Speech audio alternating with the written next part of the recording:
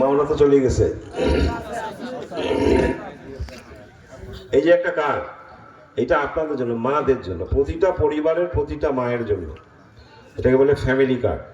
তারেক রহমান সাহেব বলছে প্রতিটা ঘরে ঘরে দিবে এটা। এটা পাইলে তোমরা, এটাতে বাপ চাচাদের ভাগ নাই, প্রতি মাসে তোমরা 2 থেকে 2,500 টাকা পাবে। এটা তোমাদের। এটা কারণ কি? আপনাদেরকে স্বাবলম্বী করতে চাই। আপনারা অর্থ হোক, 1 মাসেরটা না হোক, 1 বছরেরটা জমুক, আপনারা স্বাবলম্বী হন নারীর ক্ষমতায়নের জন্য।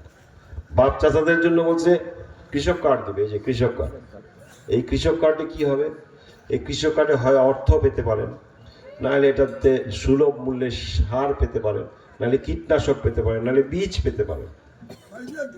এগুলো কেন করতেছে তারেক রহমান সাহেব? প্ল্যান এগুলো তো নিজের পকেট থেকে করতেছে না, এটা সরকারের অর্থ থেকে যে সাশ্রয় হয় সেখান থেকে বের করে একেবারে নিম্ন, একেবারে নিচের স্তরে, প্রান্তিক লেভেলে যে মানুষগুলো আছে তাদের আর্থসামাজিক অবস্থা উন্নয়ন করার চেষ্টা করছে।